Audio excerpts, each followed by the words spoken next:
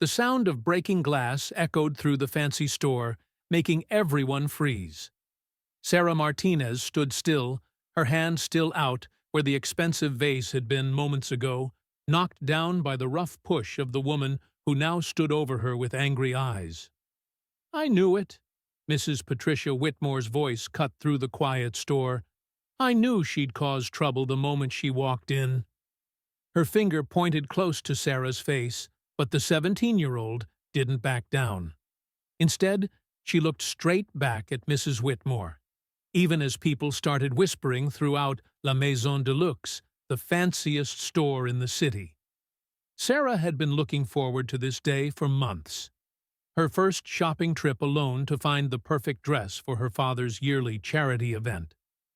The same event where he would announce her as the youngest member of the Martinez Foundation board. But now, with everyone staring and judging her, that dream was turning into a nightmare. "I didn't touch you," Sarah said firmly, her voice steady even though her hands were shaking. "You pushed past me on purpose." The words hung in the air, challenging how things usually worked in this fancy store where Mrs. Whitmore had been queen for over 10 years. Patricia Whitmore's lips curved into a mean smile. "How dare you blame me? Do you know who I am?" She turned to the growing crowd, raising her voice. "This is exactly what happens when we let just anyone in. These people come in, acting like they belong, and end up breaking $1,000 items." The broken vase pieces lay scattered across the clean floor, each piece shining under the lights. Sarah knew exactly how much it cost. $2,800. She knew because she had helped her father pick out all the crystal pieces for the store's new look just 6 months ago. Not that anyone here would believe that. Isabella Chen, the new store manager, hurried over, her heels clicking on the floor. "Mrs. Whitmore, please, let's handle this quietly." Her eyes moved between Sarah and Patricia, not sure how to handle this situation. "Quietly?" Patricia laughed. "There's nothing quiet about this. This girl," she almost spat the word, "needs to leave right now. And she needs to pay for what she broke." Sarah reached for her phone, staying calm despite all the chaos around her. She could feel everyone staring, hear their whispered judgments, but she wouldn't let them see her crack. Her father had taught her better than that. "Oh, calling for help?" Patricia made fun of her, fixing her expensive scarf. "Maybe to get enough money to pay for what you broke? Though I doubt someone like you could afford anything in this store." People watched like they were at a show. Some looked uncomfortable, others entertained, but no one stepped in to help. Sarah could see what they were thinking, about who she was, where she came from, what she could or couldn't afford. Isabella Chen moved nervously, holding her clipboard tight. "Miss, maybe you should leave. We can talk about how you'll pay for the damage." "I'm not going anywhere," Sarah replied, speaking with the same quiet authority she'd seen in her father during business meetings. "And I won't take blame for something I didn't do." Patricia's eyes narrowed. "Security!" she yelled across the store. "We need security here now." Sarah didn't move. She stood firm, phone now at her ear, waiting for someone to answer. The security guard, Marcus, came over carefully. He was new. He wouldn't know who she was either. "Is there a problem here?" Marcus asked professionally. "Yes," Patricia jumped in before anyone else could talk. "This girl broke expensive merchandise and won't take responsibility.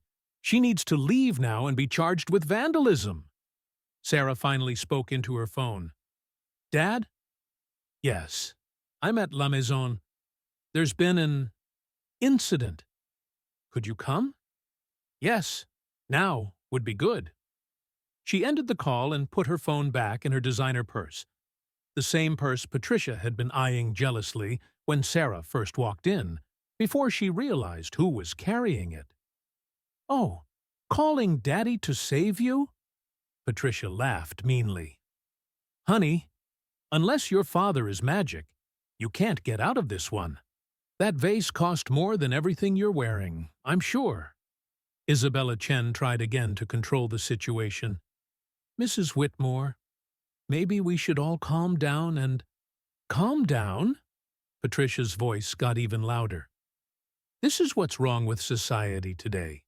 People like her— she waved dismissively at Sarah— walk into places they don't belong, cause damage, and expect to get away with it. Well, not today. Not while I'm here. Sarah's phone buzzed with a text. She looked down quickly, a small smile touching her lips as she read, 5 minutes away. Stay strong, Princessa. Dad. The next few minutes felt like hours. Patricia kept yelling, getting louder, as Sarah's calmness seemed to make her angrier. More people came down from the second floor to watch. Sarah could hear their whispers, their assumptions, their judgments. I've been shopping here for 20 years, Patricia announced to everyone. I've never seen such awful behavior. In my day, people knew their place. They knew where they belonged and where they didn't. Sarah finally spoke up, her voice cutting through Patricia's rant clearly. And where exactly do I belong, Mrs. Whitmore? Please, tell us all. The challenge in her voice was clear, making Patricia stop for just a moment before continuing. You know exactly what I mean. This is a special store. La Maison de Luxe has standards to keep up, standards that clearly need to be stronger. She turned to Isabella. I want to talk to the owner. Right now. Sarah smiled slightly. Don't worry, Mrs. Whitmore. He's already on his way. The store's front doors opened, letting in cool air, and Carlos Martinez, wearing a perfect suit and looking serious. The whispers stopped instantly. Isabella Chen's clipboard fell to the floor, and Patricia Whitmore's face changed from smug to horrified as she watched the owner of not just La Maison de Luxe, but the whole Martinez luxury group walk toward his daughter. The real story was just beginning. Carlos's presence changed everything in the store. Patricia Whitmore had turned pale, but her usual attitude wouldn't let her back down completely. Not yet. Mr. Martinez, Isabella Chen stumbled over her words, picking up her clipboard. We didn't expect you today. Carlos went straight to Sarah, checking if she was okay. Are you all right, mija? He asked softly, putting a protective hand on her shoulder. I'm fine, Dad, Sarah replied, staying calm. Just an unfortunate misunderstanding. The word Dad hit the room like thunder. Patricia Whitmore's hand went to her throat, but she tried to recover quickly. Years of social climbing had taught her to adapt to surprise situations. Mr. Martinez, she said, stepping forward with a fake smile. How nice to see you. I was just helping your staff handle an unfortunate incident. She pointed to the broken glass, trying to sound concerned. You see, this young— that is, your— She stopped, clearly struggling to fix her earlier behavior. Carlos raised his hand, stopping her mid-sentence. His voice was quiet but powerful. Mrs. Whitmore, I believe you were just explaining where exactly my daughter belongs? The crowd held their breath. Patricia's face turned red, clashing with her expensive pearl necklace. There's been a terrible mix-up, she started, trying to sound nice. I was just worried about the broken merchandise. As a loyal customer, I naturally care about keeping the store's high standards. Sarah stepped forward, speaking clearly. Really? Because I clearly remember you saying people like me don't belong here. Before you pushed me into the display, that is. Carlos's face darkened. Isabella, he called to the manager, who jumped at hearing her name. Please show me the security video from the last 30 minutes. That's not necessary, Patricia said quickly. This is all getting blown out of proportion. Maybe we could talk about this in your office? No, Carlos said firmly. You chose to make this public. You chose to embarrass my daughter in front of everyone. So now you'll face the consequences in front of everyone. Isabella came back with a tablet, shaking slightly as she showed the security video. The clear video showed Patricia deliberately pushing past Sarah, making her stumble into the display. The vase fell and broke in clear detail. As you can see, Carlos said, his voice dangerously quiet, the only person who needs to pay for damages is you, Mrs. Whitmore. Patricia's careful act started to crack. That's not... The camera angle is wrong. Besides, she added, sounding desperate, I've been a loyal customer for 20 years. Surely that means something. 20 years of shopping here doesn't give you the right to treat people badly, Carlos replied. My daughter said you had something to say about people like her not belonging here. Please, explain what you meant by that. The store was so quiet you could hear the air conditioning. Patricia Whitmore, maybe for the first time ever, found herself completely trapped. I just meant, she stammered, looking around desperately for help she wouldn't find. The same customers who had quietly agreed with her minutes ago now looked at their shoes or phones, trying not to be connected to her behavior. Sarah stood next to her father, head high. She meant that someone who looks like me couldn't possibly afford to shop here, that I didn't fit what she thinks a La Maison customer should look like. Her voice carried through the quiet store. She didn't know I helped design the spring window displays. She didn't know I worked with our buyers in Milan last summer. She saw my skin color, made assumptions, and acted on her prejudice. Carlos nodded slowly, looking serious. Isabella, he called to the manager, who was trying to hide in the background. How long have you worked here? 3 months, sir, she answered nervously. And in those 3 months, did anyone tell you about our strict policy against discrimination? Isabella went pale. Yes, sir. It was in our first training. Yet you stood by and let this happen. You were ready to make my daughter leave, rather than stand up to Mrs. Whitmore's obvious prejudice. Why? The manager's clipboard shook in her hands. I was scared of upsetting an important customer. Mrs. Whitmore has a lot of influence in our community, and I thought... You thought wrong, Carlos cut her off. No customer's influence is worth going against our values. No sale is worth allowing discrimination in my stores. He turned to address everyone, his voice showing both authority and disappointment.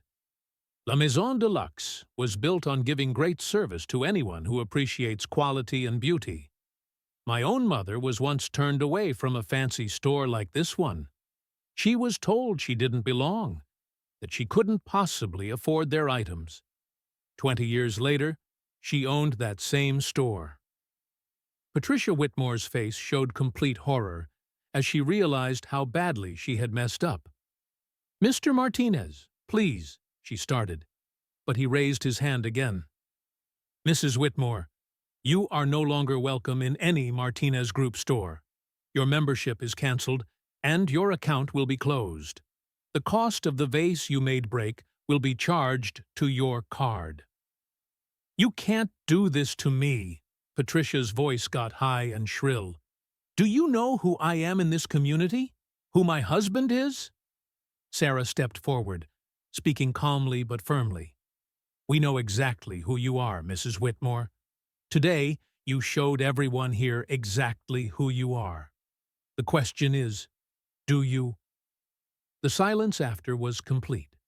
Patricia opened and closed her mouth several times, but no words came out. Finally, her shoulders dropped in defeat. Security, Carlos called, and Marcus stepped forward. Please take Mrs. Whitmore out. Make sure her photo is sent to all our stores. As Patricia was led to the door, her expensive heels clicking on the floor one last time, she turned back for one final try. "I'll tell everyone about this. How you treated me. My friends, my social circle. They'll all hear about this outrage." Carlos smiled, but not with his eyes. "Please do. Tell them exactly what happened here today. Tell them how you treated my daughter. Tell them about the consequences. Maybe it will help them think about their own prejudices before they make the same mistake." Amplified version of store incident story. Previous part remains the same. As Patricia was escorted out, people started leaving the store, many looking thoughtful, some looking ashamed. Isabella Chen went up to Carlos nervously. "Mr. Martinez, about my job." "Go to HR tomorrow morning," he said firmly. "You'll need to take extra training before coming back to work. Think of it as a chance to learn." When everyone had left and the doors were locked, Sarah finally let out a long breath. "I'm sorry, Dad. I know you had meetings today." Carlos hugged his daughter tight. "Never say sorry for standing up for yourself, mija. Your mother and I didn't build this company, so our black daughter would face the same prejudice we did. You handled it with grace. I'm proud of you." Sarah smiled, holding back tears she hadn't let fall during the whole thing. "I kept thinking about Abuela's story, about that store in Madrid. And now you understand why this company has these rules," Carlos said, looking around the empty store. "Being fancy isn't just about expensive things.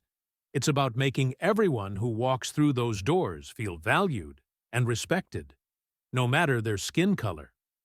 Want to know what happens next? Hit subscribe.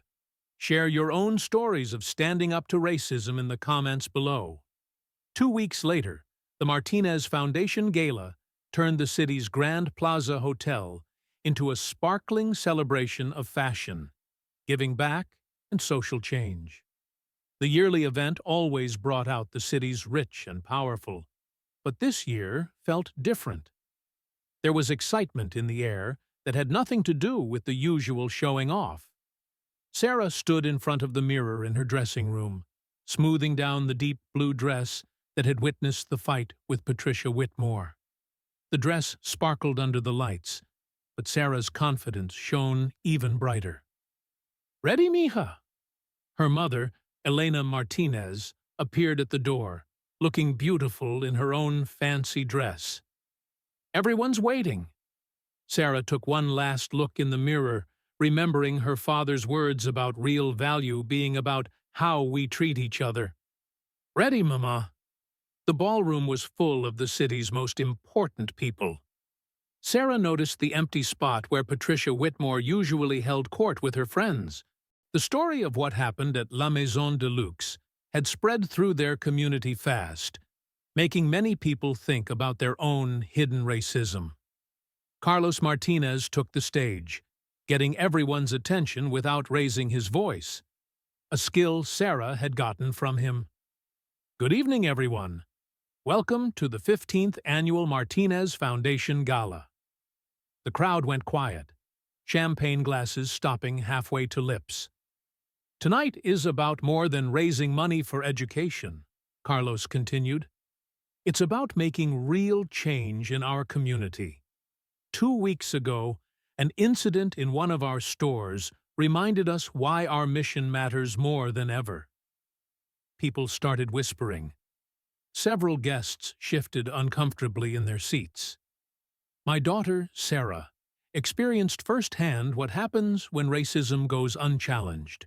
But instead of letting it beat her, she stood strong. Tonight, I'm proud to announce that Sarah will join the Foundation's board as our youngest member, leading our new program for inclusive stores and diversity training. The applause was real, though Sarah saw some fake smiles among the older rich folks.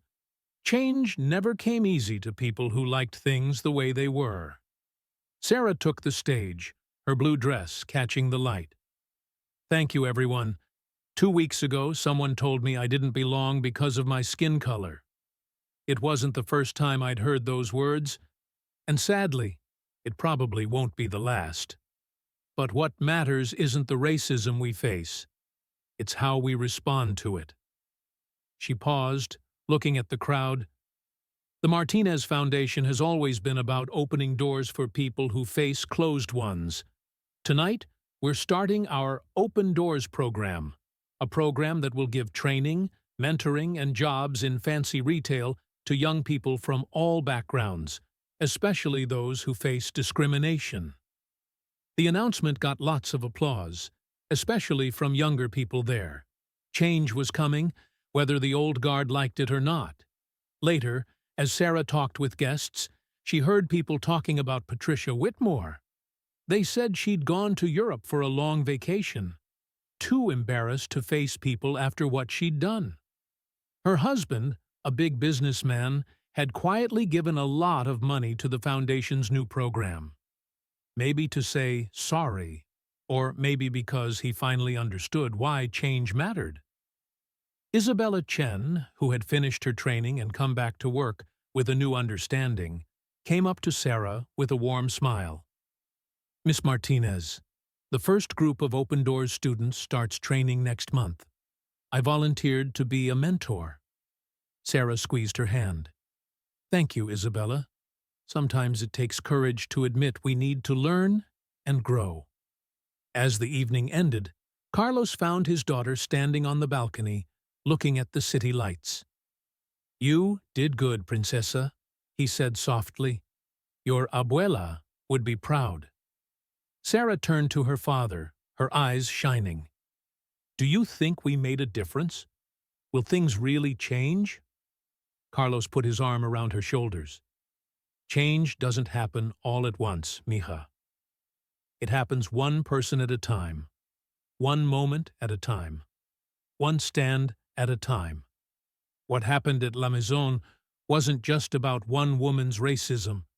It was about all the people who watched and said nothing. Tonight, we've given them a reason to speak up, to do better."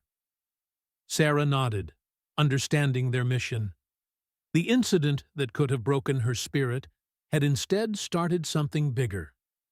The dress she wore wasn't just a beautiful piece of clothing.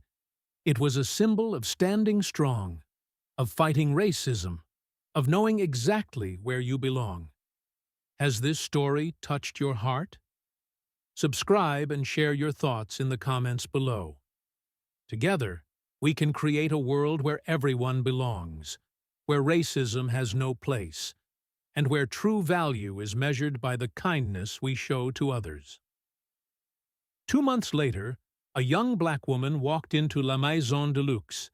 She paused at the door, unsure if she'd be welcome, until she saw Sarah behind the counter, helping another customer. Sarah was there as part of her hands-on work with the Open Doors program, showing by example that change was possible. The young woman straightened her shoulders and walked in, her head held high. She belonged there, not because of her money or her status, but because every human being deserves to be treated with respect, regardless of their skin color. And in that moment, watching another potential Patricia Whitmore walk past without giving the young woman a second look, Sarah knew that their work was making a difference. One story, one person, one moment at a time. Did this story inspire you? Share it with someone who needs to hear it. Don't forget to subscribe for more stories about fighting racism and celebrating victory over discrimination. Together, we can make a difference. Like this story? Share it with friends who need to hear this message. Want more stories about standing up to racism and making positive change? Hit that subscribe button. Share your own experiences in the comments below. Your voice matters. Together, we can create a world where everyone is treated with respect, regardless of their skin color.